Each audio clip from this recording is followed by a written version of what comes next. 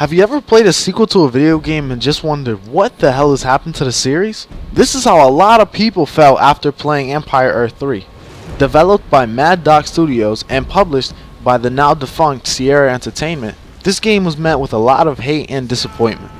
A once great series that prided itself on its depth and complexity has completely changed to try to broaden itself and to try to appeal to the mass crowd. Now, I enjoyed the first game and the second, though I did have my complaints with it. These were two very unique games. Unique to the series was how many ages there were in each game. You could expand all the way from the prehistoric age all the way to the futuristic age. This game has not only seen to single-handedly destroy the whole Empire Earth series, but also seen as destroying Sierra Entertainment. Well, what exactly is wrong with this game? Well, I'll tell you in just a few, as we will look at the graphics, audio, and of course, the gameplay.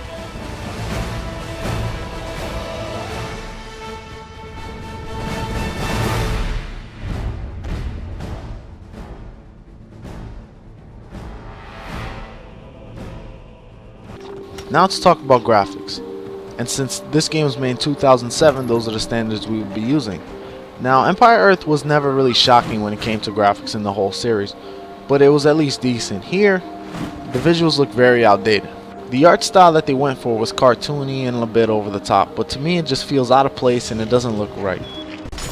The effects look pretty bad, to be honest. I mean, even destroying buildings doesn't feel satisfying. A game, Age of Empires 3, that was made almost 2 years ago before this game came out, had better effects than this game. This game is also bug-ridden, which I will bring up many times in this review. Like just right here. For some reason, the fog of war does not disappear even though the objects are appearing. These type of glitches happen way too often in this game, and they cannot go unnoticed. Animations are often stiff and just make no goddamn sense. Like, I'm telling them to attack the building, and what the hell are they doing? They're just freaking shooting flame anywhere. Even though it's damaging the building, the flame is just going everywhere, and it just looks so incoherent. It just looks horrible. Even though the environments do suffice, this game is still a graphical mess. With the ugly character models, poor frame rate, wonky and stiff animations, and also the graphical errors, this game gets a 4 out of 10 for graphics. There are just so many bad things when it comes to graphics, and just not that many good things. They always wait for me. They always wait for me. The fighting's fun, It's easy to say that this is some of the worst voice acting that I've ever seen in any game. Not only is the voice acting annoying, but just the things that come out of their mouth is just equally as annoying. Even the best actors cannot say these lines and you can be like, wow, that was awesome. They're so unfunny, it's not cool, the humor is off, it just sucks. The voice acting is the worst part of this game. However, I will admit that the sound effects are pretty good. I mean, it's not as satisfying as other games, but it does suffice. The music is also pretty atmospheric as you're trying to fight. You know, you get the music is rushing and it goes. So it does this nice job, but then again, it's just not that good. Music and sound effects has been done and better in other games that came before. Shall make haste. Godspeed. As you command. If it wasn't for the decent sound effects and decent music, this would probably get a 1 out of 10.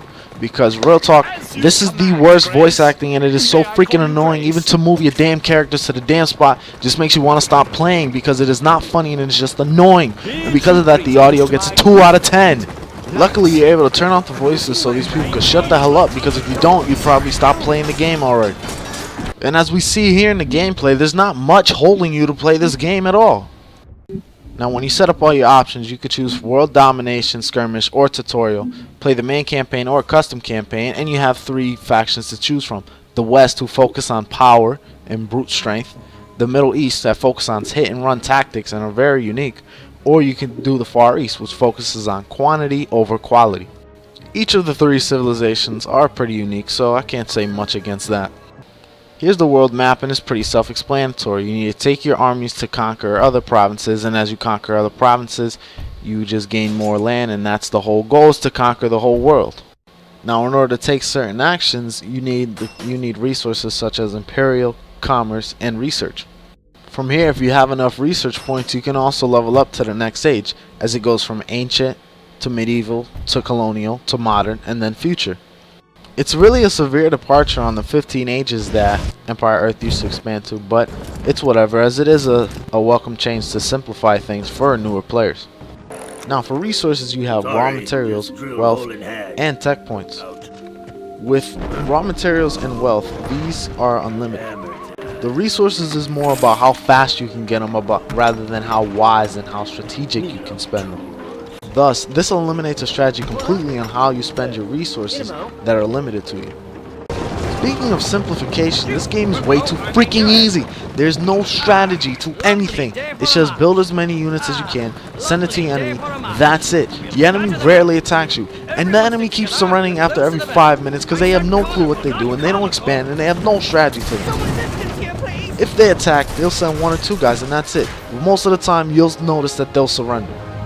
Another thing you'll realize is that your opponents do not progress. As you keep advancing in your age and leveling up, they don't. They'll stay at the ancient age, the medieval age, and they won't level up with you. So there's a lack of challenge.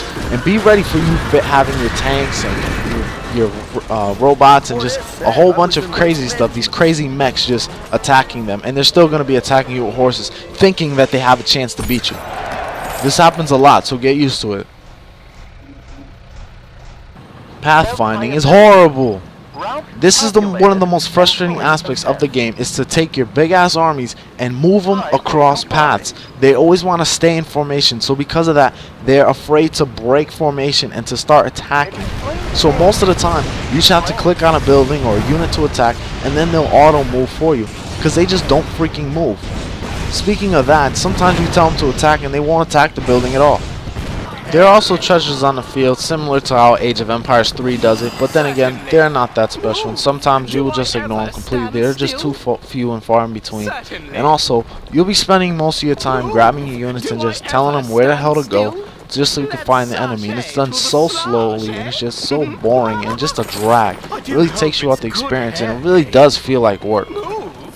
Now, with every strategy game, it does feel satisfying to finally go to your opponent and just destroy them with any means necessary.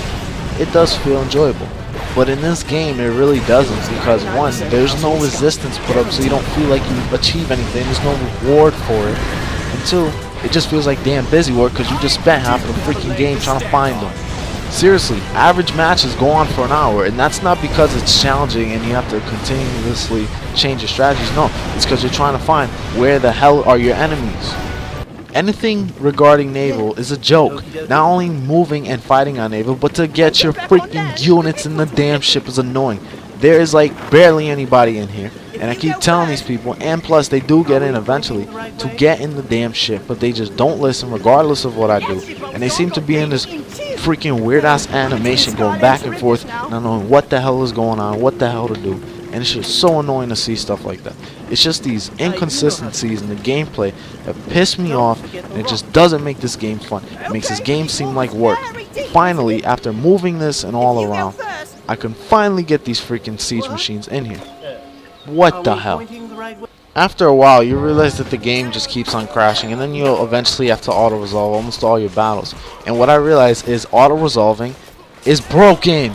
Because how the hell am I getting beat by enemies that aren't even technologically advanced as me, and I have full health, and they still take over my whole place in freaking auto-resolve? And it makes no goddamn sense, because when I play them in a real battle, they lose instantly. So what is your reward for slogging through this game? Well, you get a cheesy ass cutscene saying, good job, you just wasted your money on this piece of crap. What I will say though is this world aspect is a pretty good idea. I mean, even though you are ripping off Rise of Nations and Total War, it's at least a decent attempt. There are also many strategies to your disposal, but you won't use it because by this time you just want the game to be over. However, a lot of things here are still done poorly, such as the auto-resolve and everything that cannot go unnoticed. And because of that, the gameplay gets a 2.5 out of 10. There are just so many annoyances in this game, and even though there is some fun to be found and you will have a couple memories playing this game, for the most part it is just horrible.